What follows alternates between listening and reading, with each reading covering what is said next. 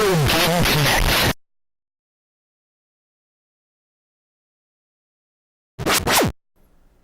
Hello and welcome to Retro Game Connect. I'm Dan Mastriani. And I'm Ian Butterfield.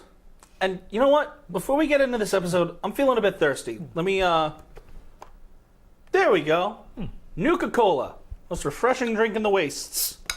You know, it's interesting that you were mentioning that. Gotta make sure I keep this. Oh yeah, because today we are headed to the post-apocalypse because we're going to be playing Fallout on PC. Fallout 1, the very first. Yes. Oh gosh. Yes, we're going all the way back to the beginning. Well, this ought to be intense. But Fallout isn't actually the beginning. The beginning is Wasteland, which came out in 1988. Okay.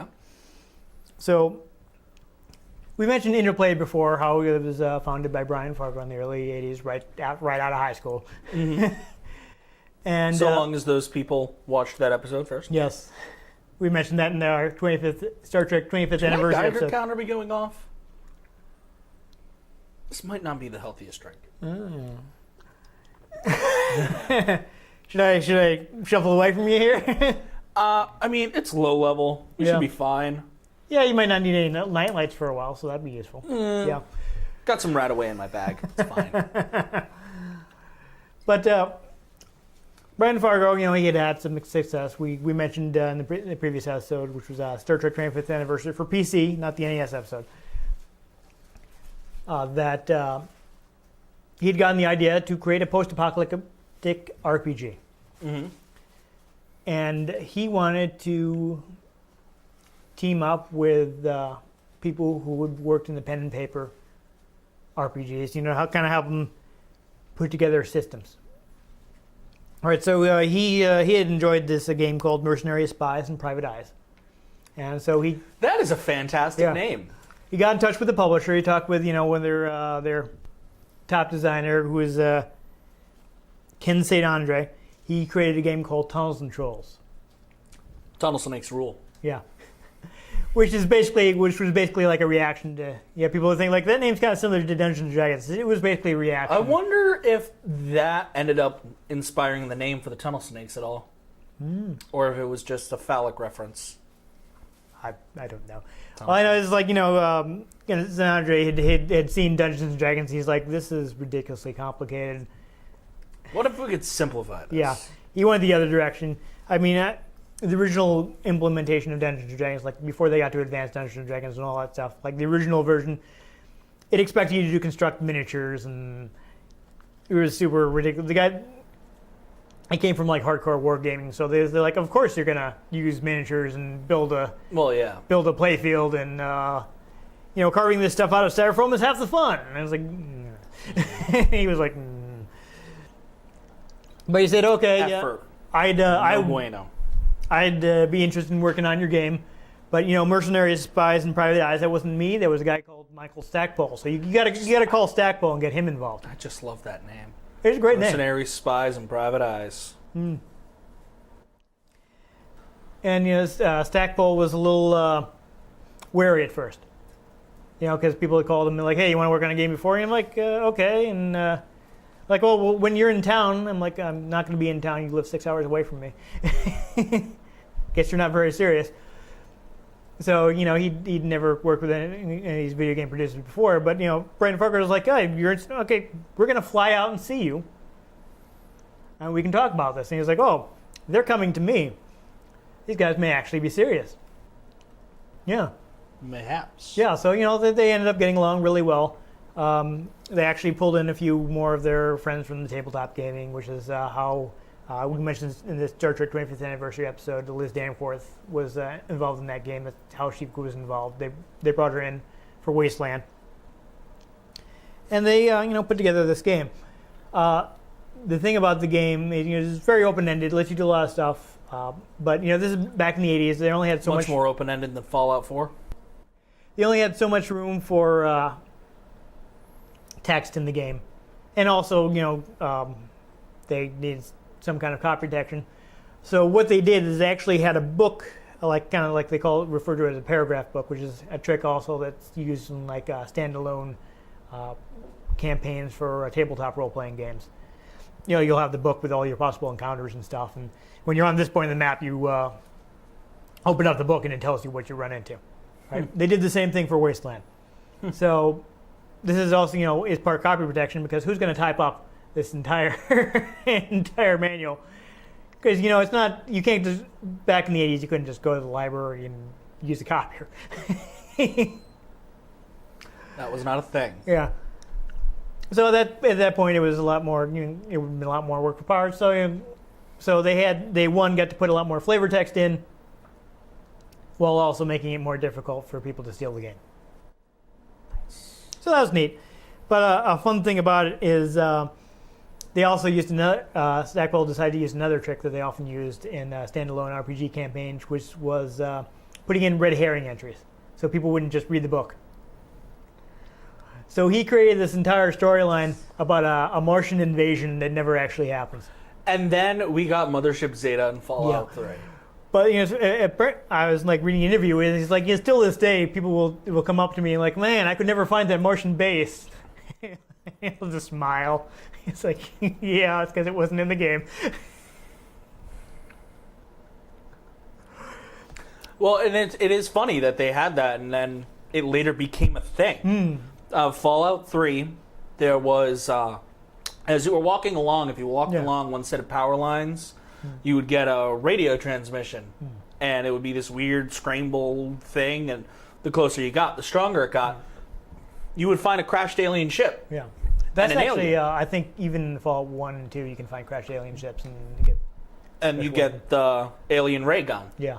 And then they added in the Mothership Zeta DLC, which means you show up, and then you get abducted into the ship.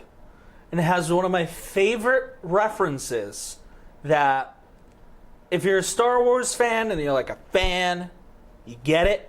But if you're a little more casual, you don't get it. There's one point where one of the people that was abducted is this like little girl, and you go looking for her in the ship, and you go into the trash area. And one of the dialogue options you get is, "What a wonderful smell you've discovered." Saw that coming. I was like, oh my god, that is the greatest thing. And for those who don't know, Star Wars Episode 4, the trash compactor scene, when they all end up in the Death Star trash compactor, that's something Han says to Princess Leia. This is a sarcastic remark. No, this is getting a little ahead of things, but since you brought it up, the first two games have a lot of random events that you may run into in the desert. One of them is the crash UFO. But there are other things like one I know that you'll appreciate is you find this blue box. I know of this Yes. one. You can come across the TARDIS. Yes. And it even makes the noise and everything, and it dematerializes away. Yeah, you can never catch it. It always disappears just as you get close. Yeah. But, and it uses the actual noise, too, if I'm I don't know how they got away with that. Probably because nobody at the BBC noticed. Also, the noise itself was just someone rubbing a key against piano wire. Really? I didn't know that. But, back to...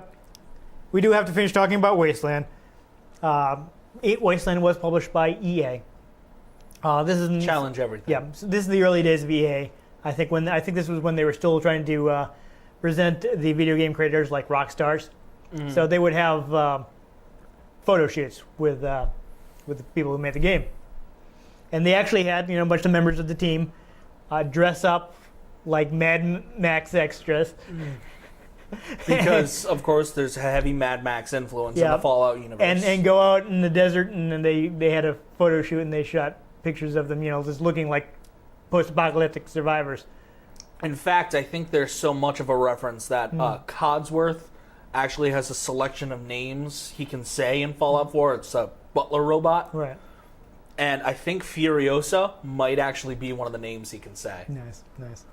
That wouldn't have been an option in Fallout 1 and 2. Oh, absolutely not. But just, it gets that continued influence. Yeah. No, that was definitely one of the influences. But it's just, it's a fun story because, the picture actually was kind of cool. But, this is before the days of buying bottled water. So nobody thought to bring any water to the desert, for one thing. Like, the interview with Stackpole is like, if we looked miserable, it's because we were. Oop. empty glass bottle. Got to save that for crafting later. Yeah. He also told the story about how they went to Denny's afterwards, and they're all dirty and wearing this It's like ridiculous leather gear. It's like when my friends and I show up to the diner after a Rocky Horror Picture Show. And nobody wants to come and serve on this, so they left and went to another Denny's. And this time they're like, okay, here, have the people who did the photo shoot people, the photographers and stuff, have them save the table because they're all dressed normally, and we'll go at least try to clean up a little in the bathroom. God. So they go to the bathroom to clean up, and they're all just talking about working on the game, talking about code and bugs they discovered and things like that. And this, after a while, they hear a flush, and this old guy walks out of the stall. And he's hearing all this nerdy talk about working on the game, and probably expecting a bunch of people with pocket protectors and stuff. And then he sees a bunch of Mad Max extras. Basically. Exactly, and he's like, so the guy hurries out of the bathroom, and when they came out, they saw that his party was gone. Oh my god! So apparently they terrified this guy. Oh my god! So that's a fun story, but. Why did I bring up the fact that the game was published by EA? Is because they were the publishers, they kept the IP. Right, they kept the Wasteland IP. Yes, they kept the Wasteland IP. So several years later, when Brian Fargo went let's make another one. Again, I wanted to make another Fallout game. Well, another Wasteland game. I'm sorry, another Wasteland game. And they couldn't get the IP back from, at least at that time, they couldn't get the IP back from EA. So they made Fallout. So exactly, that's why they just end up making more of a spiritual successor, which would be Fallout. Interesting about the game is the primary developer, which is Timothy Kane. He started working the game engine '94, by himself. He's basically off in a corner doing the engine in his spare time, and over time he kind of accrued a team, and it seemed for those who don't know, Fallout didn't start as a first-person shooter. No, it was it's isometric. RPG. That's it's overhead view kind of at an angle to make it look a little more 3D. Sort of like what they did in the Pokemon games once you reach black and white, or maybe it was the 4th gen, where they took the camera and instead of it being right on top of your character, it's just set slightly back. It's a little like that, but it's more more at an angle too. Because again, these first two games are working with sprites. Yeah, there's no polygons. That's what I mean. Instead of it being that directly, it's not directly overhead now. In some of the Pokemon games, just before they went 3D, I'm just saying it's just set back slightly. Perspective is skewed a little bit, whereas with the Pokemon games, they just kind of tilted back. With this one, it's kind of at an angle, going from top left to bottom right. But they slowly accrued team. Apparently, they were for a lot of the project they didn't have much oversight. People just kind of forgot about it, and they were just off making this game. Though of course, all the people by this time also everyone who'd come in from pen to pen paper RPGs had kind of wandered off to do their own thing again. Yep. Right around when Wasteland came out, I think one of Stackpole's first novels was published. He was. We mentioned this the other episode, but if you haven't watched it, he's actually a fairly New York Times best-selling novelist. He's actually done a lot of licensed work. Some of his first novels were actually based on BattleTech. And he'd go on to do a lot of licensed Star Wars novels and some original work as well. But they'd all gone back to what they were doing before, or new avenues that had gone by. So. None of the people who were responsible for all the text in Wasteland were still around the company at this time, so it's a fairly new team. Basically, they had one of the things they credit for making the game work smoothly was that they kind of had a mission statement. I think this is something that Brian Fargo likes to do. He likes to say, okay, what's this game going to be about? Let's figure this out so we know what we're working to. And one of the other people in the development team, Chris Taylor, kind of came up with a mission statement. And there's an interesting quote that Kane feels really helped them define the game, which was, "This is the wasteland. Life is cheap and violence is all there is." So that's something they had in mind while they were making the game. That definitely describes the Raiders Yeah. very well. It's interesting, like, again, they had considered a fantasy setting, but it's like, they're thinking, well, everybody does fantasy setting RPGs. We've done a bunch of them. Eventually, they blend together a bit. Yeah. Or you are just so familiar with it that you can just hop into it and you're not discovering a lot. Yeah. I've been recently playing the South Park: The Stick of the Truth game, which basically steals a lot of fantasy RPG elements, but it does it in a way to both pay homage and make fun of the fact that, like, all the fantasy RPGs all, have a mage, a thief / rogue, and a warrior class. There are definitely some cliches of the genre. Yeah, they basically make fun of all the major cliches. Or maybe you should call them archetypes, I don't know. Archetype, cliche. I think it depends on how it's implemented. Either way. Another fun thing, though, they did before they decided to make it the post-apocalyptic spiritual successor to Wasteland. They were looking at making a time travel adventure featuring dinosaurs. Yes. Why did we never get this game? I don't know. I think someone should still make that. Do it. So there's a Doctor Who game for you. Yeah, there you go. I still think someone should do like a point-and-click adventure. Point-and-click Doctor Who? Yeah. That would make sense for Doctor Who. Like realize, like go back and do one with the Fourth Doctor while he's still around, because his voice still sounds the same. Oh yeah, pretty much. So they could. I know his name is Tom Baker. Tom Baker. I think it would be great. Like get Tom Baker, classic style adventure game. I mean, I suppose you could do Telltale style one too, but Telltale would yeah. I think that would be better that'd be better for a more modern Doctor. That would be a Telltale game I would get. Yeah. Like if you want to do one with the current Doctor, that'd be the Telltale. Current style. Doctor or Everybody Loves Doctor David Tennant. Or something, or Everybody Loves Tennant, David Tennant. But I mean, if you want to go with one of the old school Doctors, I think he'd be the kind of like Tom Baker would be the kind of character to be like, oh, I'm going to combine these two ridiculous things and fill with it. And either him or the Fifth Doctor, Peter Davison. I think Yeah. he would still lend well to that. Yeah. Because he's, as much as the Fourth Doctor is the most liked, especially the original Doctors. That's why I'm saying he's really popular and he's still available. Yeah. He still does Doctor Who stuff. Yeah. Anyhow, we're getting super off topic. He was just in the 50th anniversary special. That was amazing. Ago. I loved it. It was awesome. So I think actually you just might. Pardon me? I Just heard that voice? Yeah. I know that voice. I actually had it spoiled for me that he was in it, but I didn't know exactly where, and it was still amazing. Yeah. I Anyhow. saw that in a movie theater. We need to stop. We need to stop. Stop There were talking people about that Doctor Who. hadn't seen it yet, and you could hear the. It's Tom Baker. It was awesome. Yeah. Anyhow, while they weren't able to get the Wasteland license, they did at one point have a license for GURPS, which is, if I can remember what this acronym stands for, it's... It's not Rodents of Unusual Size. No. RPS is definitely a role-playing system. It's like something like Grand Unified or General... I don't know. Either way, I don't remember what it's from Steve Jackson Games. The whole point of GURPS is to be a rule set that you can use to play any kind of setting. I actually have the GURPS rulebook. It is super dry. I would imagine. Because if it's supposed to be for any setting, Yeah.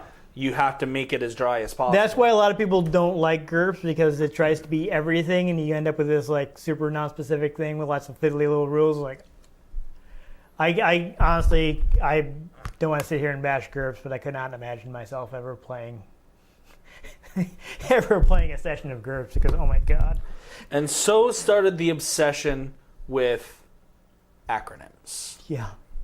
But GURPS Like is VATS. it was designed to be very general purpose. Like there are lots of different source books with more specific rules for different settings.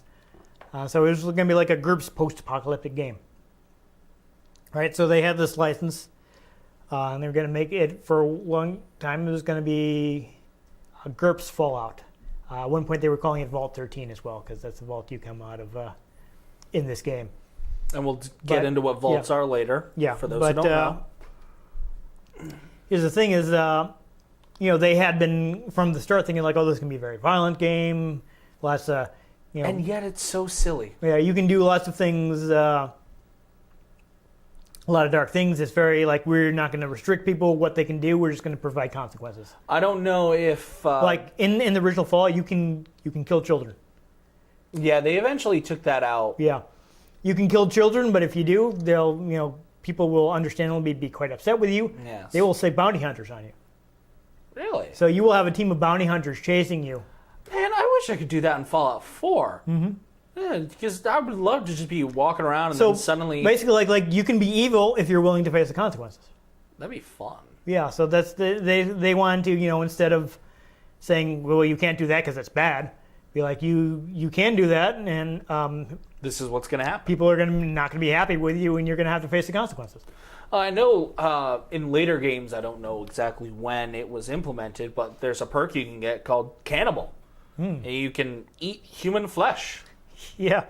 And regain health. I know, actually, Bloody Mess is in the first one, too. So. It is? Yes. Oh, I love Bloody Mess. We're not going to be, no, we're not going to be using that. Bloody Mess It's probably going to be violent enough as it is. Great perk. For those who don't know, Fallout 3 gives you plus 5% damage base all the time. Fallout 4, they give you tiers of it so you can increase how much it happens. But it basically makes everything gorier. It makes like limb explosions happen a lot more. Yeah. It's beautiful. Like even Wasteland had a lot of violence though, because they couldn't actually put it in the game because of the limited ability. It was all in text. Like there's actually a line where you'd kill something and they would tell you that it exploded like blood sausage. Yeah. Yeah, no, that happens in Fallout 3 and 4 where like sometimes you get a sniper shot just perfect and it hits and then it just... So by the time they get to Fallout, they have to be like, well, we just have to actually draw this. Yeah. But so Steve Jackson games, they weren't comfortable with that, and it's hard to tell exactly what happened. Like there are still you can still find updates from the time on the Steve Jackson Games website where Steve Jackson himself is like, I went to Interplay, I wasn't happy with what we saw, we're talking about it. And there's things like, I heard from someone that Interplay was dropping their license. This was news to me. I'm going to talk to them and try to sort this out. He's just like, I called them and I got. It was like, that's the first news to us too. And then it was like, well, we're talking about it, but it hasn't actually decided. And like, we're sorry, we decided to drop the license. At one point, he was told like that they were too far in removing GURPS to switch it back, so they wouldn't be doing it. But they were still interested in doing a different GURPS game in the future. And who knows who's on side? Because you talk to Interplay guys and like, they weren't happy with it, so we just we had to go away from it. Yeah. But there actually in reports from Interplay that was a mutual decision, and Steve Jackson is like, no, it's not a mutual decision. They decided, so it's, I don't know. There's some drama there. I don't know what the truth is. Probably somewhere in between. But because of this, basically what happened is, Chris Taylor and Tim Kaine. Taylor was given 1 week to implement a system to replace GURPS. Or to create a system, I should say, and Kaine was given an additional week to implement that. So basically the special system, which you can rattle off what that means for me right now. Strength, perception, charisma, endurance, intelligence, luck. That was created in a 2 week and put into the game in a 2 week period. Really? For the most part. Wow. Yeah. Kaine says he does not remember very much about that week. That was really intense. Let's face it, there were probably some drugs. Yeah, I don't know. Some Med-X, some jet. Yeah, so I mentioned earlier they were going to call it Fallout 13 at one point, but apparently marketing didn't like that name. The name Fallout actually came from Brian Fargo himself. He felt like not only did it have evoke the nuclear wasteland, because obviously it's full of nuclear fallout, but it also kind of communicated the spirit of the game. I mentioned earlier that you can kill children, but there are consequences for that. Was their always have to face the fallout of your action. Exactly. So that's why he felt it was such a fitting name, because you can do whatever, but there's going to be consequences. If you do a good thing, there may be good consequences. If you do a bad thing, They're probably going to be bad consequences. And yet they took out so much of the consequences in Fallout 4. They Yeah, took they- out the charisma system. Oh. Yeah. But the only charisma system in the game really is how your companions view you.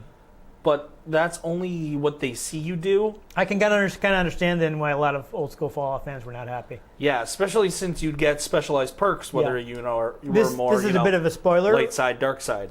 But if you have, in the original game, if you have high enough stats, you can actually talk the final boss into killing himself and stopping his evil plan. I did that in Mass Effect once. Yeah, actually. but you don't have to. You don't fight him at all if you have high enough stats. You can just talk him out of it. Yeah, I've definitely gotten out of a lot of fights in Fallout 4 that way. Yeah, there's it's a big thing that if you have your High charisma. good speech skills, you get different options. Yeah. You can do different things. One of the things they did a lot in Fallout 3 that they took a lot out of in Fallout 4, which is why a lot of people don't like it as much, was there would be certain speech options that would have a special or a perk before it. So, like, if you had the Lady Killer perk, you get special verbal options against women. Or, Against women? yeah. And is that the phrasing you wanted? Yeah. It's Fallout. Things happen. Or if you have high enough intelligence, you can say some smart jargon. Yeah. And people will listen to you. Or if you have a high enough charisma, you can just get people to follow you. Yeah, that absolutely goes all the way back to the really Or fun. if you have strength, you can threaten people. Really fun thing about the first game is there's actually special dialogue for low intelligence. If your intelligence is under 4, your character can basically barely talk, and they'll be really confused by everything that's going on. And so it's crazy that they put all that stuff in. In Fallout 4, they actually I think in Fallout 3 they have speech options like that if your intelligence is too low. And then in Fallout 4, they don't have that, but they have the Idiot Savant perk, which is where you randomly do massive damage and can do random stuff because you're a moron and things just happen. You basically turn into Jar Jar Binks. You're so stupid that you get stuff done. And become a senator. Yeah. But it's interesting. They did actually look directly at Wasteland when deciding things to do on Fall. Okay, what's good about Wasteland? What's better about Wasteland? What we want to bring forward? What we want to move away from? And other than that, the game was nearly canceled a few times. At one point, they had gotten the D&D license. It's D&D. Yeah, the Dungeons and Dragons license, and some of the management was like, well, we should just focus on these Dungeons and Dragons games with the popular license and this Fallout thing. Also it's feels probably a like waste of resources. Yeah. And Kane said, he literally begged them to not cancel Fallout. And they amazingly they're like, okay, keep making Fallout. Keep making Fallout. And also another point, when Diablo came out, right? Diablo is real-time multiplayer, huge success, and people are like, okay, Fallout should be like that. And they're like, no, Fallout is not like that. Fallout is not designed to be like that. Fallout is its own thing. Yeah, if we did that, you would destroy Fallout. Let's not do that. And he managed to convince them to let him keep it as more traditional turn-based game.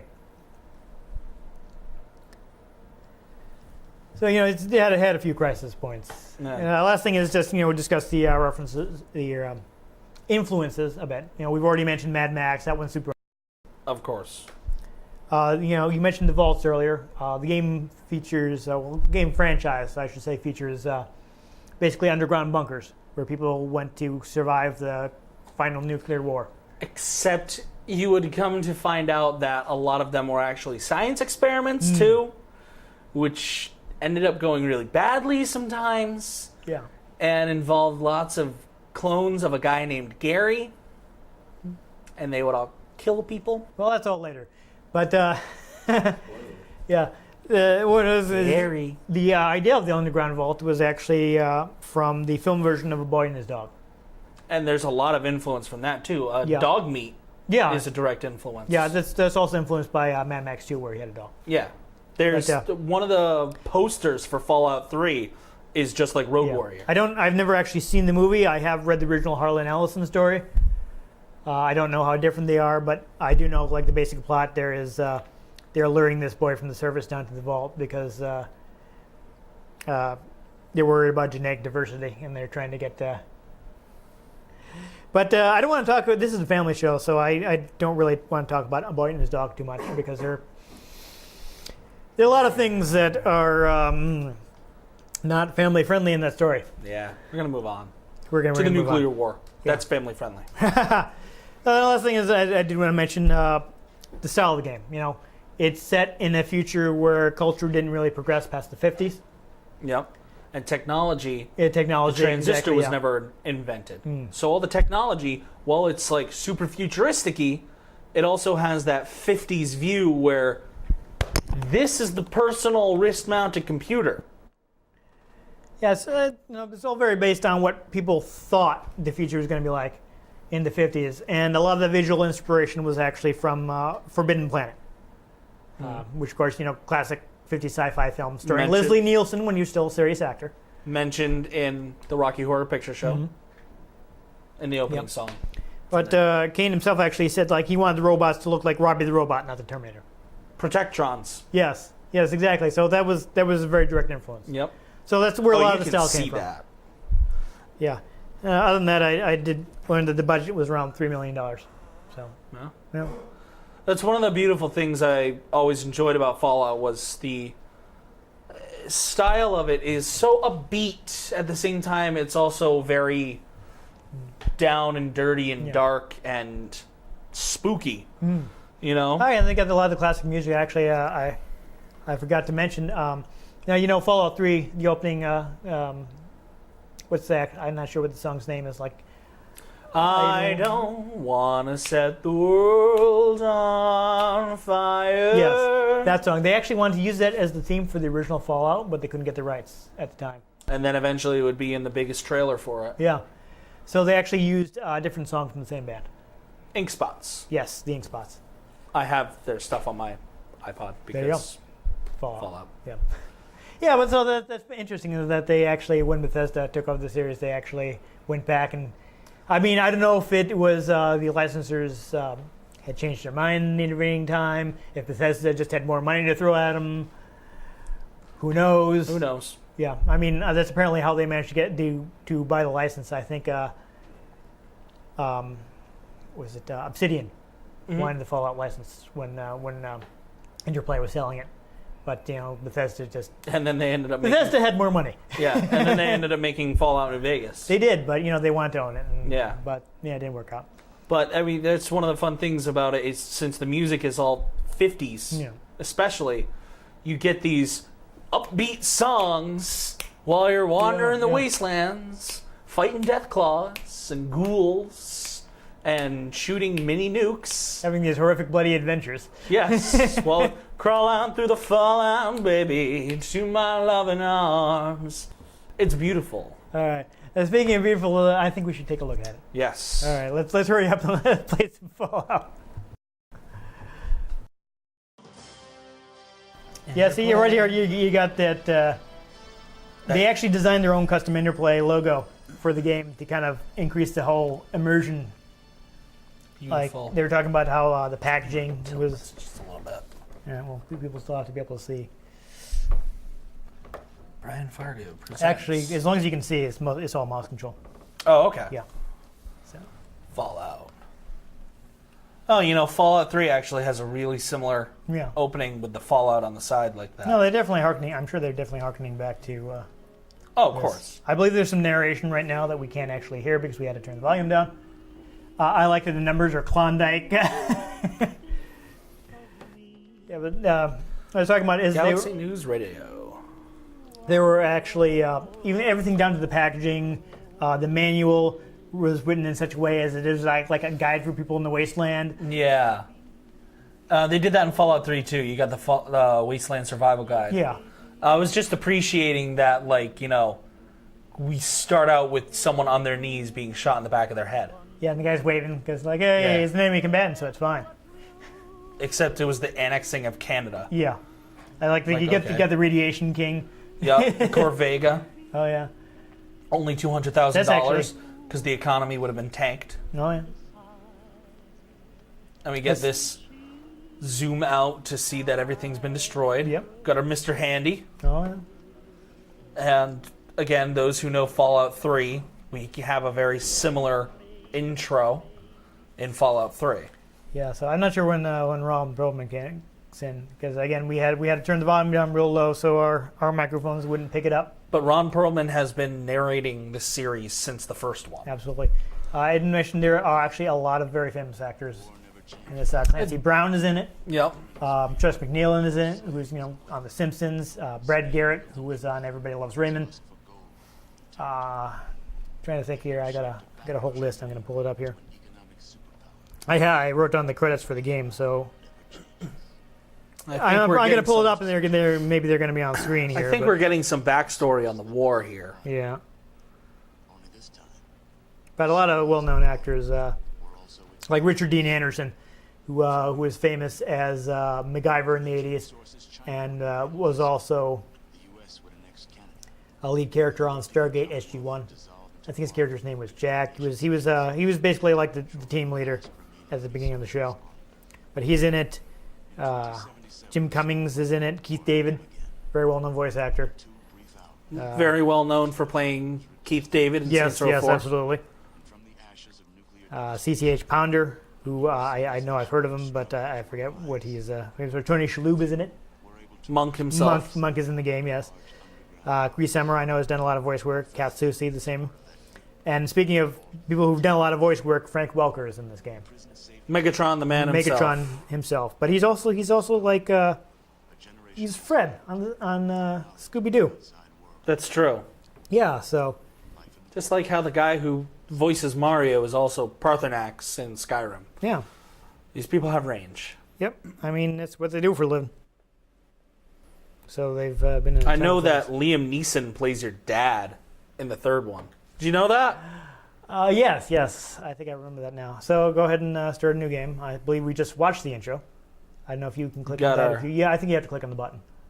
T45 power armor, right, I think. You can create your own character, but for the Max Stone. Yeah, for the sake of time, I think we should use one of the default ones. So you see these arrows right here. You can use to look. Here we go.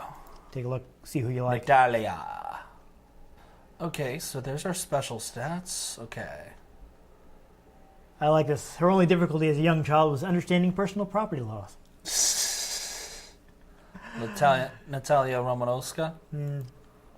Albert. So he's I love how we have Max Stone and Albert, or Natalia. Albert. None of the other ones have last names. It's odd. This seems to be your average balanced character with high speech and he's got a good speech. How many? But the special skills are all balanced out. We have okay, so that's everybody. So pick over whoever you like. I mean, this guy's good. First guy's a good combat character. I feel like for fun, we'll probably get into lots of combat. Yeah. So can we modify him at all? I'm not sure how much time it'll take. Is my only concern. Oh, it's just fun to look at the thing, Traps. That was. Looks like he's got some trap skill. Yeah. Well, no, I'm just comparing it to like the Fallout 3 skills list. First aid, that's not something. Throwing's not something later on. Yeah. Sneak and lockpick are their own thing. Steal is part of sneak later. Traps isn't a thing. Science and repair, I think, was its own thing. Speech and barter were their own thing, or together, I mean. Yeah. And so was gambling. I don't even know what outdoorsman is. And probably your ability to work it out like. But he's got some traits. Looks like he has fast metabolism. Oh, he does have bloody mess. Maybe we shouldn't. Oh, it'll be fine. By some strange twist, people around you die violently. Oh, you can only pick 2, I think. Doesn't he already have... He has Bruiser. Okay, so he already has Bruiser and Heavy-Handed. Okay. Gotcha. Yeah, you can see you can have Action points. arms can be They didn't crippled. have VATS yet, right? Well, it's all turn-based, so you didn't need VATS. Okay. Like, that's the whole game. So he's got melee attacks. You actually start with a knife with him, so... Since we just take on some rats to begin with, we might want to just equip the knife. All right, so we'll just get into this. Yep. So, yeah, click the actual button there. And you get a little message from giving you your mission. Of course, again, we can't hear it, but I do know what we're supposed to do. I believe this is our Vault Overseer, correct? Yes, this is the Overseer. We have to get a water chip because the water chip is broken down, and if you don't do so within 100 or 150 days, something like that, the vault will run out of water. So you're being sent out into the outside world to find a new water chip, which they believe you'll be able to get at another vault. I forgot what number it is, but it's across on the other side of the map. I always thought it was clever that in Fallout 3, it's essentially sort of a soft reboot. Yeah, 150 days. Sort of a soft reboot to the franchise. They start you in Vault 101. Yeah. But also, kind of part of what so they show you where Vault you're trying 15. to get. Vault 15. What they do is, again, to facilitate that, they move you to an entire different part of the country. Oh, yeah. Yeah, we're out west here. Yeah. But I mean, you've got a couple of these pre-rendered scenes. For the most part, the game is all text, which is why it allows you to do a lot of things that you can't do in modern games now, because you would have to have a script written. You'd have to send it out to voice actors. You have to get it done so much earlier. Yeah. Which And here is they can be why like- there's much more limited speech options in Fallout 4 than there was in Fallout 3. Exactly. So here in this game, that's why they could do stuff like having the low intelligence option. Be like, would be a funny idea if really dumb guys couldn't talk. And you can just put it in. That's actually why Wasteland 2 is not voiced, because they wanted to be able to cram it full of different dialogue options. I'll be honest, if in Fallout 5 they went back to a non-voiced main character, I wouldn't be mad. All right, I think the first thing you want to do is loot that corpse. So I think right-click on it. Right-click, then left-click. There you go. You search the bones. Yep. So you can just click and drag What's those that? over. 10mm ammo, I don't know. probably. Bullets are good. Why not grab the other? Oh knife? yeah, it's a 10mm pistol. I've already got a knife too, Yep. and brass you have two knuckles. So I don't know if you. So now I Okay, think good idea. Yeah. Now go into your inventory, equip one of your weapons. I don't know if you want to do knuckles or knife. Let's start with a knife. Yeah. So you can drag it down to Item item one? 1. I mean, I don't know if you want to be double knives or have the gun on there. All right. I have that just in case. So this is turn-based combat. Completely turn-based. What is this? I don't know. Try Looks right-clicking. Like a missile. Yes. There you go. Now left-click. Oh, it's a flare. There you go. Now you know. And You there's know the other exactly bullets. Yeah. about. Yeah. Yeah. So Those if you are right-click and left-click. 10mm armor piercing. I see. Okay. And I don't think you need armor piercing though for rats. I think you're on that. So How do I move? yeah, right there. There we go. Right click and click. Yep. Yeah. So we just got to get out of this cave. No, you don't want to talk to the rat. I want to So fight the if rat. you want to attack the rat, select your weapon. Hey. Hold on. Okay.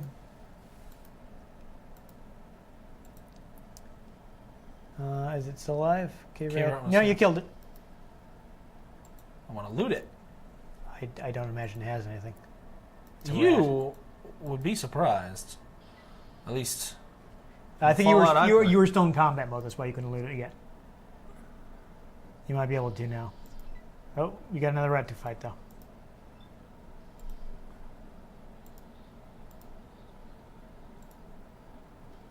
Yeah, so you get a 50% chance. Oh, you missed. Looks like the rat missed as well. Oh, there you go. You got it. I can see how So- VATS was inspired by this. Yeah. So I think if you if you want to try to loot it, I think you can end combat, and you'll be able to select loot again. See, yeah, you were still in combat, which is probably why you weren't able to.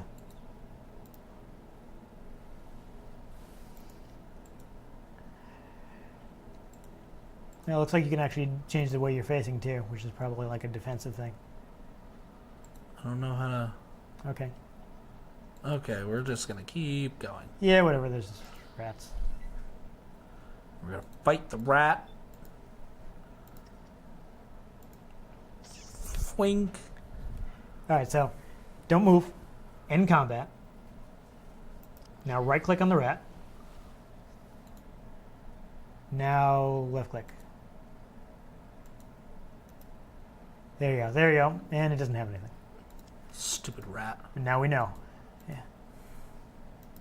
I mean, there may be some other stuff in here, but let's get outside and try to, actually find something.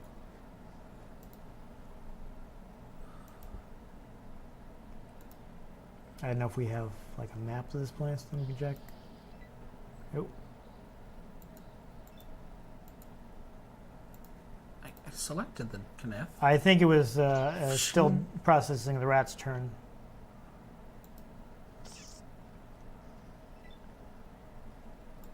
There you go, you killed it.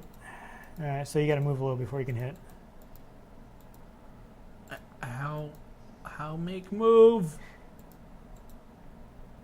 Yeah, I think you gotta switch your mode back. Damn, this is some slow moving game. Yeah.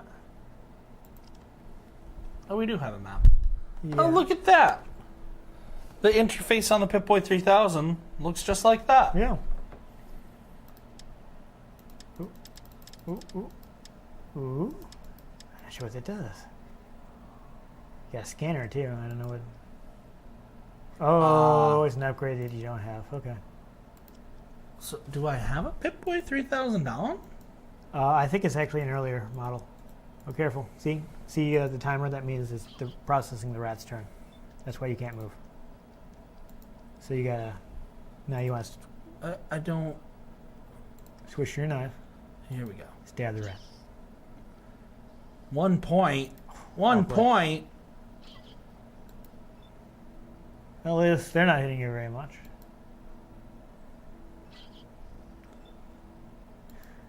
Yes. I would like the episode not to involve us getting killed by a rat.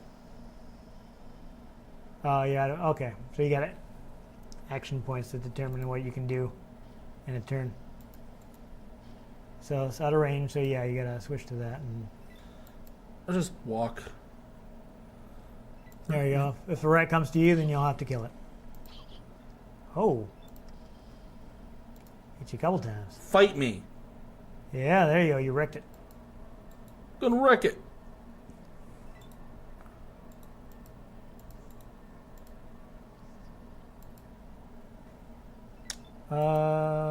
That. Oh, no. It's not a dead end. Can you check your map? Yeah. It is a dead end. Yeah, you didn't want to go that way. Wait, hold on. Look at the map again. Cave entrance. Try clicking on cave entrance. We'll show you where it is. No. It's just telling us where we are. We're at the Vault 13 cave Okay. entrance. Oh, yeah. But if I know vaults, we should at least be...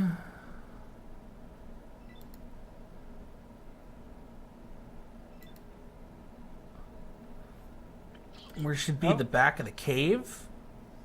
Oh. Oh. That seems like a problem. Oh, no. You gonna get killed by rats? I missed. Oh, that's awkward. Missed. Yeah, you're in a bit of trouble. No, you can't. Just if you want to run, just switch to that. And Run to the hills. Don't chase me, you jerk. oh no, he can't catch you. Can't catch you.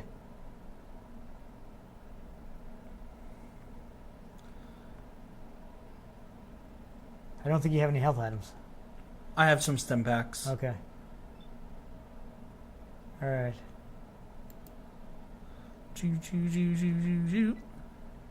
Oh no, another rat.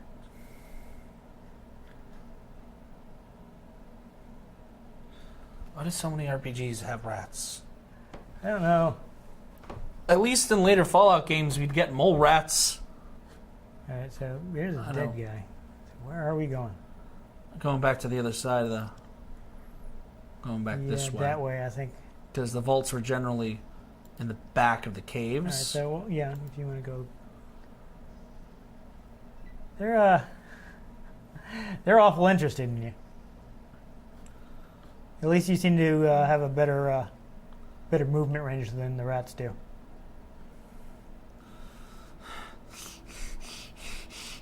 Yeah, you gotta wait for them to take their turn.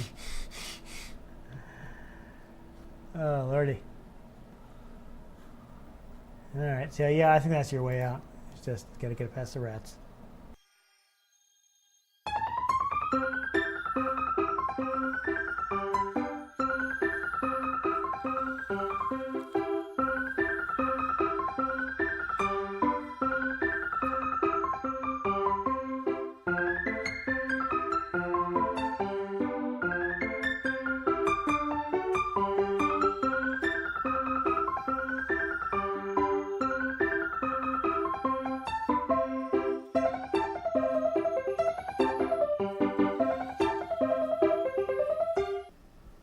To the west, you can see the natural light. For the first time in your life, you're looking at the outside world. Nice. Now, if the And I'm being rats chased by rats! if the rats would just stop following you, you'd be fine. You'd be able to exit combat. I mean, looks like they're stuck back there. See if you can end combat after this. Because once it's not calculating... yes! Get out of there! Yes, oh yeah, do the thing, oh my god. Oh, that was awkward. Dear Arceus. Alright, so you need to head toward Vault 15. Oh, there you go. You just got to select it. That's convenient. So as you can see, time is moving as you move through the wasteland. Dear Arceus. Oh, there's Quite the travel. there's an area. There's a thing. There's a thing. Bloop. Yeah, you made it.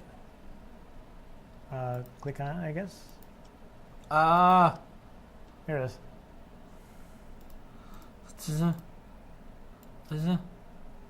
Got this.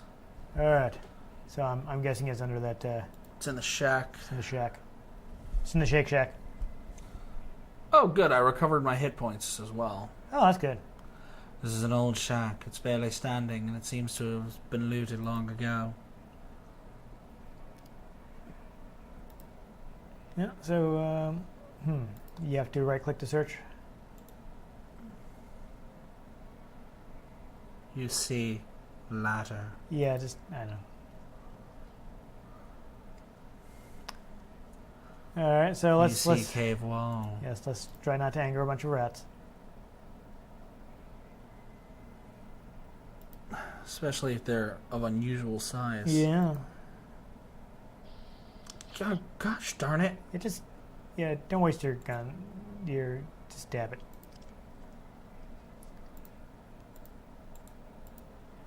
Oh Just- my God, there are a bunch of them. Are they attacking you? Yes. Rats. All right, so yeah, place has been looted. Do we even need to go in here to confirm this? Well, I don't know what that is. we need to get the water chip. There is none. Is what I'm saying. What? No, there should be in here. It should be, but it's not because the vault's been looted. Also, you might wanna I don't think that's a yogi. to shoot that.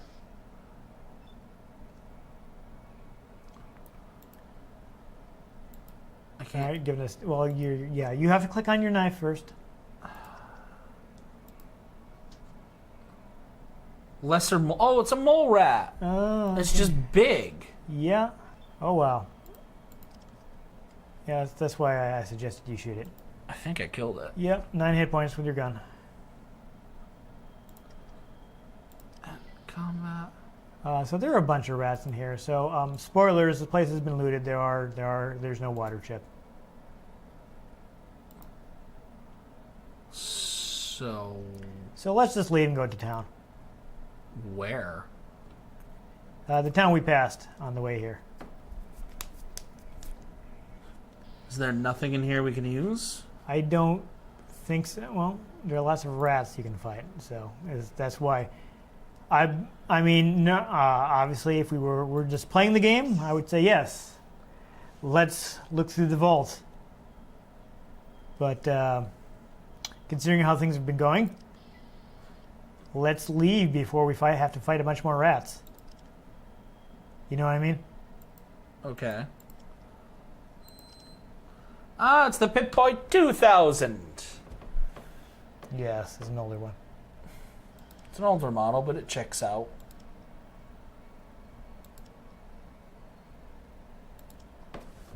Okay, so So let's just, like normally we would search this and maybe we need to update the quest or whatever, but we've been playing for a while and most of it was running from rats. Well, but we probably need to discover that the water chip isn't there to gain the option to go into town. I'm sure we can go Because- into town. It wasn't an option. We just walked past it because we'd already selected this destination. So go ahead and go back up the ladder. I think you need to. No, I think you need to select up above the. Oh, there you go.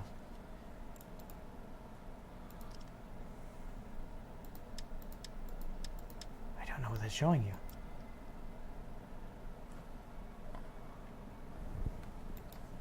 Yeah, I think if you wander out into there, then you've left the segment. Crawl out, it'll fall out, baby. Yeah, so just click there.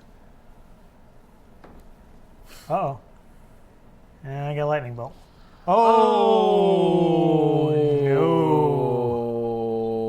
no. Run. Run to the hills. No, no, no, no, no, no. Go away, go away, go away, go away, go away. Hey, rad scorpions. I don't even like fighting rad scorpions. Oh, gosh, what is that? I think it's just rocks. It's just rock. This is rock. It's fine. It's Dwayne Johnson. He'll help you out. Maybe he's cooking something. Yes. Why, can you smell it? Hopefully. Yeah. Ow!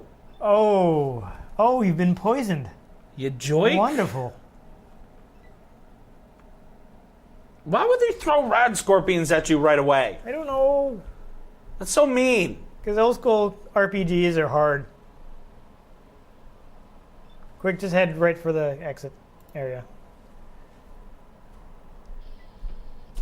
Oh, I sure hope you recover from that poison that you don't die while you're walking there. It just turns into a skull. Ah, you ran into something again. Please be mole rat. Raiders. Oh, great. Wait, no. Traveling merchant and guards. Oh. I don't think you have any bottle caps, though.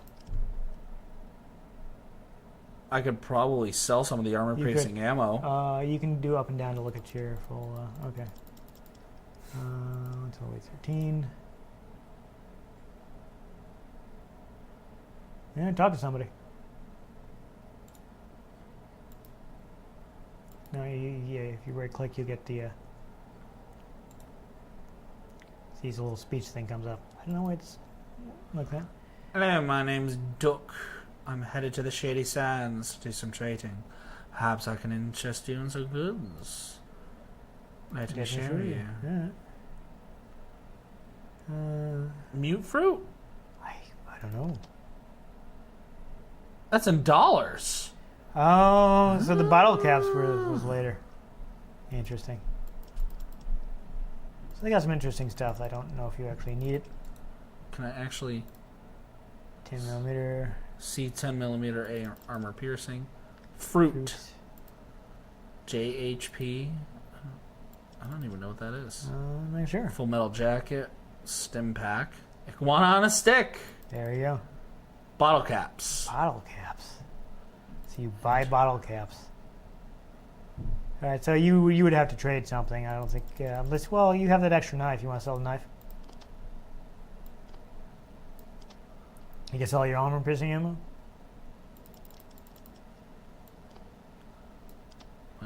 Not equipped knife. Yes. Just for ha-has. Just for some standard, right? Yep. That's what you came equipped with. So. Jacketed hollow points. I see.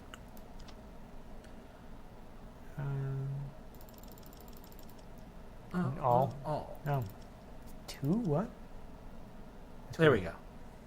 Oh, you're a little short.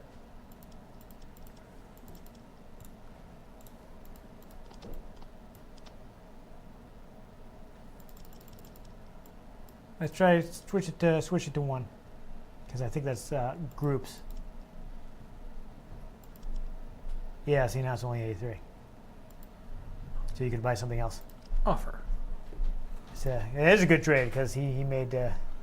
Okay. So go back to talk, and you can ask him. Oh, thanks, bye. Thanks, bye.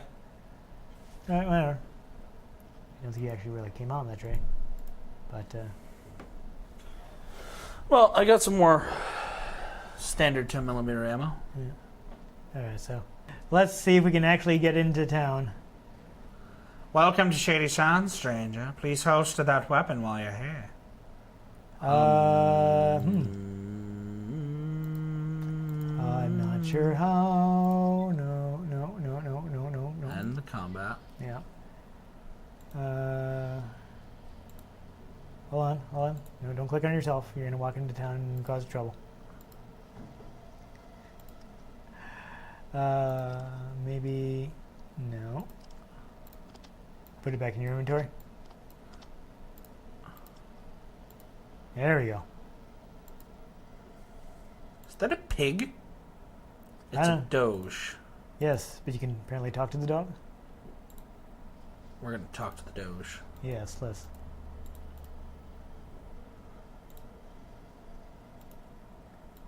No? It gives you a prompt, but you don't actually talk to the dog. I don't know. Oh, that person looks depressed. Let's go talk to them. Yeah, they look like they're having fun times. Hello. They look like a ghoul. Are they? I don't know. I mean, they're ghouls. You see a peasant. Got any Robin burgers? Nice to see you.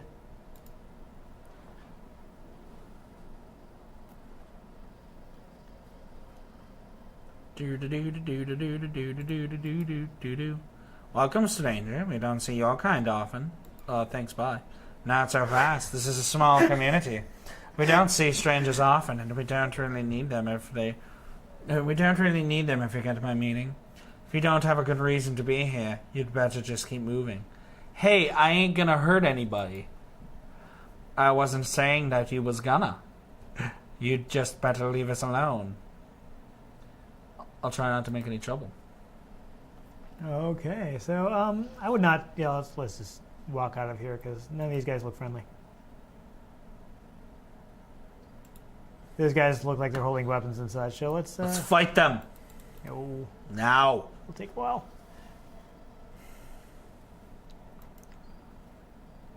Let's try and find someone interesting to talk to, and then we'll. There's doesn't seem to be anywhere there. How are you? Oh, fine. I mean, I imagine we could purloin things from here, but oh wait, no, there's not a person. It is a bowl. It's a bowl. I mean, trying to find somebody that tells us something, and I don't know. Go to the place. There we go. I tell you, go to the place. How are you? Okay. It could be better, could be worse. There's this whole nuclear apocalypse. Yeah. Ran into these rat scorpions. These stupid rat scorpions. Oh my god. That was horrifying. Hello. It's late. Come back in the morning. Help me, Obi-Wan Kenobi. You're my only hope. Yes? Great Brahmin, why didn't you say so? I did. You barely hurt, you wimp. Come back in the morning. Okay, Nice. so... Can you talk to the other medicine. person? They have anything interesting to say? You will have to come back in the morning. Please let us sleep in peace. So, wait, it's nighttime? Oh, I have no idea how the day-night cycle works. Well, you see, generally, the Earth is In the game, Ian. Ah, Where's the... some kind of monk or something. Greetings. Whoa! Greetings. Your business in Shady Sands might be? What's it to you? My reasons are mine to keep. I'm about to the west. My people are dying of thirst and need to find a water purifier chip for them to survive. I think that seems like a good choice. Wanderer, I shall believe you, for now. You may enter Shady Sands, but be warned, your every move will be watched. Ask him a few questions then. Certainly. What do you wish to know? What's going on? Oh my, yes, great packs of rat scorpions are killing our herds. We don't know where they're coming from, and no matter how many we kill, there's always more. Sounds like a quest. Go on. And now the monsters are attacking my people. Raslow's trying to find a cure for their poison, but I'm not sure how it goes. Well, I'll help you get rid of these things. Yes. Good guy option. Yes. Please talk to Raslow. He possesses more information on these creatures than I. So there you go. We found a quest. That seems good. To find the Holy Grail? Yes. Are we on a mission from Ged? I'm too busy to talk right now. I've got to get this meal ready. All right, so, I mean, we fought stuff, and we talked to people. We just haven't really gotten to any references, which is kind of sad. No, I don't... Honestly, references are some of my favorite parts in this game. In this series. Yeah. Unfortunately, I think we're just... Don't bother me! It'll take a while to... It takes a while to walk somewhere Yes. in this game. So, I think maybe we should... the Brad thing was unfortunate, because I'm sure we could have seen more stuff otherwise, but I think maybe we want to call it quits. Alrighty. Well, let's see if Yeah. the doctor says Oh, you want... anything. Okay, well, we'll talk to see the what the doctor. doctor We'll talk to the says. doctor. See if he says anything interesting. It's late. Come back in the morning. But I need your help. Are you hurt? No. Then you have to kill me until I sleep. Come back in the morning. You are a jerk, Raslo. Yeah, okay, so, I wonder yeah. if I go to this random house up here, if I can go to sleep. There's nobody. Because there's nobody there? I don't know, maybe. Yeah. Hello. You've arrived on a rather special night. It's one of the master's affairs. Good day. It's night, sir. You're very confused. Well, he's a peasant. He doesn't know much. Is there a bed? Oh, you can look at it. A very nice looking bed. Okay, well, I guess that's that. Ka. Mm-hmm.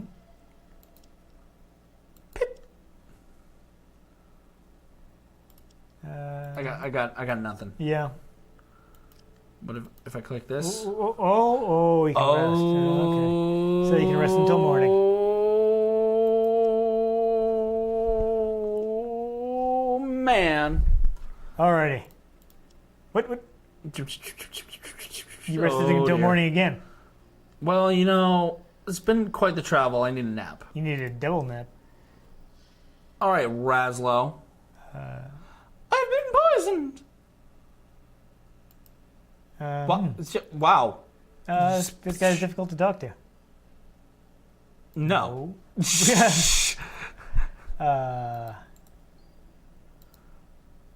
I need healing. Of course you do. Let's see here. You're barely hit. What? Tried talking to his wife?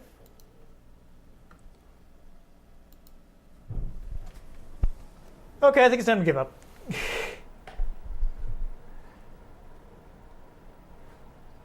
He said to talk to Raslo. And He I did went and say I went and talked to Raslo. Maybe you waited too long and you forgot. Just slept for 2 days. Yeah. Forgot. Okay. Are you planning on saving this? Don't worry about it. Oh dear.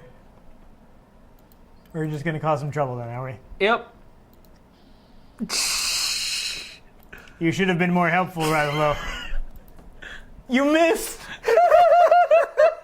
No! Just leave it there. That's perfect. That's the perfect ending. That is the perfect ending. You missed.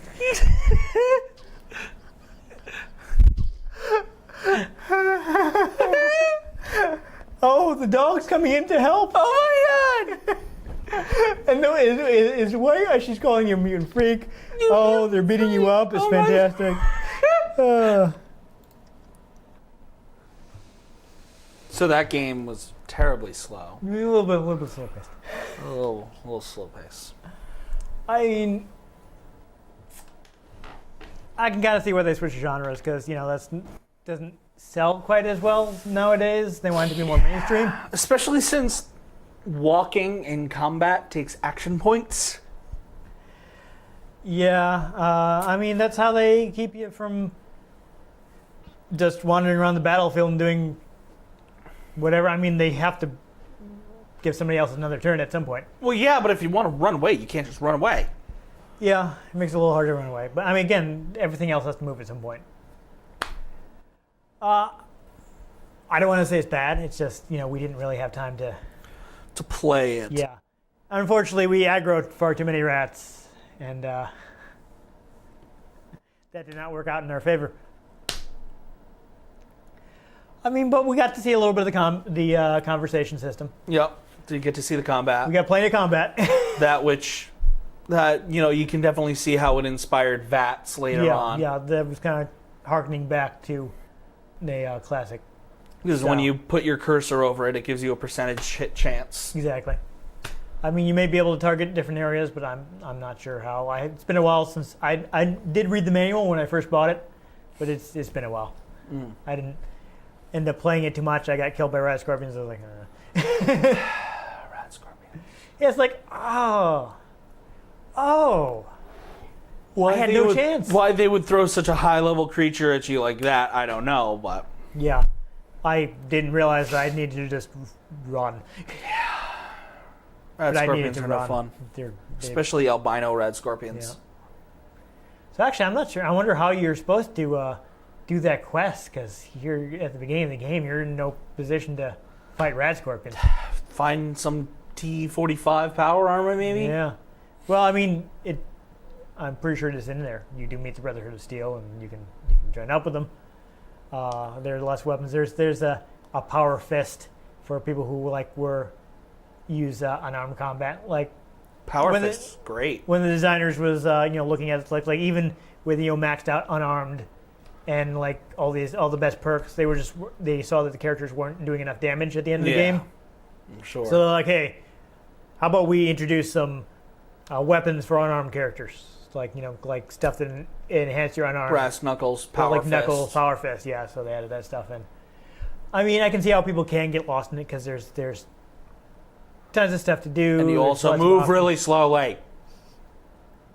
I think people were probably more used to it at the time, Yeah, probably. I mean, the computer could only calculate things so fast. I mean, it has to show you what everything's doing. Yeah. So if you were actually trying to fight those rats, you don't want them to be like, there's one behind you, but the computer calculated like that, then you didn't even know. So it's showing you what they're doing. I prefer my Yeah. my first-person shooter version. Yeah. That's just me. I like things to go a little quicker. I don't know. I mean, I used VATS constantly when I played. Oh, I love VATS. I just like to be able to move and then VATS and then move and then VATS. Even VATS in Fallout 4, where it doesn't completely pause time, it just slows things down. That actually, I kind of enjoy that because it gives you this sense of urgency. So you have to be decisive in your shots. You have to be like, okay, click, click, click, click, click, click, click, click, click, and then just watch you slay. this is definitely part of like the older tradition where you are taking your time and be like, okay, what's my best move here? Yeah. So it's not designed to be a fast-paced game. It's designed to be a game where you sit down and be like, okay, I have this percentage here, I have this here, so if I shoot this guy, but then I have so many action points, what's my course of action? Yeah. I mean, it's definitely, if you're looking Don't for... have the time for that nowadays. No, for a fast action game, Three no, jobs, that's you not what it don't is. you don't get that. If you have time to sit there and learn the systems, I think people can enjoy it. It's got, that very, very good atmosphere. Mm-hmm. It's got, very open-ended gameplay because all the dialogue isn't all voiced. There are tons and tons of dialogue options. Again, something I would say in Fallout 5, if they went back on that, Yeah, that'd be good. like more non-voiced dialogue so they can just cram more in. Because the main character dialogue being voiced ended up restricting so many things you'd say. But you still have to have responses, so... Yeah, but the problem is, in Fallout 3, there would be like a response for each thing you'd say. Yeah. In Fallout 4, since they had to cram in all the main character dialogue, like 3 of your responses they would say the same thing afterwards. Maybe with like a beforehand. Yeah. With like a minor preface, if that. I mean, I mentioned while we were playing like Wasteland 2, I mentioned that they weren't able to get the Wasteland license back at the time, but afterwards, after Brian Fargo left Interplay and founded a new company called In Exile, he was able to, I suppose things had changed at EA, and EA was like, was willing to sell the license back to him. And, a few years back, they had a very successful Kickstarter, made a sequel to Wasteland. And people told him, like, we don't want voice dialogue. We want you to cram this full of different text, different dialogue options. Yeah. And that's what they did. So they went for an very old school style game where you have choices, because they can just keep cramming them in. They don't have to worry about sending it off to be recorded. Yeah. And the thing is, when you have a game series that starts like that and then goes to voice protagonist, unlike, say, like Mass Effect, where it was built around a voice protagonist, not started as unvoiced, where you could get all these crazy dialogue options, and then went to voiced, where They had to pare it down because they had to record it 6 months ahead of time. Exactly. So, one of the things that classic Fallout has that newer Fallout honestly should get back, obviously they're probably going to keep doing the series. Yeah. Been and very also successful. having repercussions for your actions would be nice again. Yeah. Because, like, spoiler alert, the ending of Fallout 4, you can end it in 4 different ways, but it almost doesn't matter. Like, yes, depending on who you side with, certain factions will be destroyed. But then you don't get sort of a post-game quest. Like, you can take over the Institute, but you can't take over the Institute and then say, okay, so we're going to stop building androids that have their own AI and free will, because that seems to go bad for us. At no point do you actually get to enjoy being in charge of the No. Yeah. You could win for the Brotherhood of Steel or take it over, I think. Yeah. But you can't say, okay, we're going to stop just blatantly killing anything that isn't human. Yeah. So that's what you had in the old games, is you had freedom. Yeah. Actually, there's a 150-day time limit to get that water chip. After that, there was an additional time limit in the original version of the game, the original release. You had, I think, like 400 days to basically stop the main villain, who had a bunch of super mutants. Like, you had to track down thing. If you didn't stop them, they'd be conquering towns, and eventually they would find the vaults and kill everybody. See, that would be a fun thing to have re-implemented in the game. But they actually were like, you know what, this is too restrictive, and they removed the time limit, so you can just take your time and explore. Yeah. Like, they'll still be doing stuff, but they won't actually get to your vault. You don't have to worry about, like, well, game over, you spent too long. Yeah. Well, they kind of have a bit of that in Fallout 4 now, where your settlements can come under attack if they don't have high enough defenses, which is really awkward when you're off in Nuka World doing the DLC, and you're like off, like where you have to completely reload a new map, and then suddenly, Sanctuary Hills is under attack. Okay, we gotta travel back to Commonwealth, and okay, now we gotta travel to Sanctuary Hills. A little awkward. Yeah. I don't know why it keeps happening. You can still get, I mean, speaking of freedom, you can actually, like, join the villain, and you can still see the ending with them destroying the vault that way. That's hilarious. Except it's a victory. Because you joined the you're villain. Because you're the bad guy. You don't care. There's, I mean, again, this is spoilers, but when you beat the game, they actually, like, kick you out of the vault because they're like, you've been contaminated, you know, like, by the outside world. We can't have you come back in the vault. While you're standing there with blood on your hands, and you're like, why? Yeah, and if you've been like violent enough during the game, I forget, like you may have to have some sort of stat at a certain place, or maybe like karma, because the game has like the karma system, depending on what you do. If you have like a certain, you've done enough violent things, and your character is considered bad enough, you'll actually shoot the overseer before leaving. That's pretty hilarious. Yeah, otherwise you'd just be, oh. And I actually think, I want to say once you dig more into the story of the game and the lore, the water chip was actually designed to fail on purpose as the vault's social experiment. To force people back outside.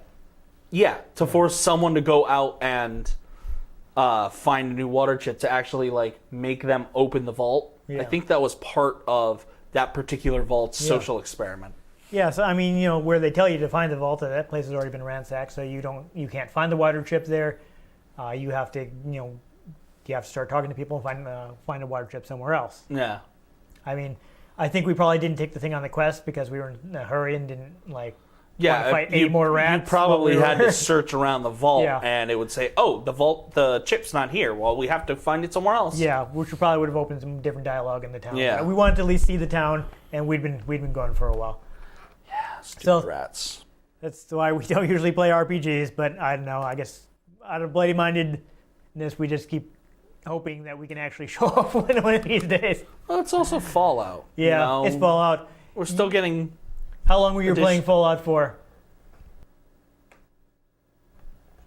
How long have I played Fallout for? Like a year and a half or something? It's like I feel like every time we be shooting an episode and you're like, oh yeah, I was just playing Fallout 4. It's like, still? I mean, I've just taken a bit of a break from it, but yeah. So, I figured we should play Every now and Fallout then I go back. because Especially since they put mods. it's a thing for you. Yeah, so. it's a thing. But, if you enjoyed this running from rats, make sure you give this episode a like. If you want to see future episodes in which we can possibly escape the rats a little easier, make sure you subscribe to our channel. I've been Dan Mastriani. You can catch me on Twitter at NewTypeCola. I'm Ian Butterfield. You can find me on Twitter at IanG Butterfield. You can find the show at RetroGameCNCT and Facebook.com/RetroGameConnect and RetroGameConnect.tumblr.com. Get in touch with us. Let us know what you thought of the games we played. Let us know if there are any games you'd like us to play. If we can get our hands on them, we might just play them. Who knows? Yeah. But most importantly, make sure you join us next time on Retro Game Connect. Oh, man. One of the settlements is under attack again. I definitely gotta go.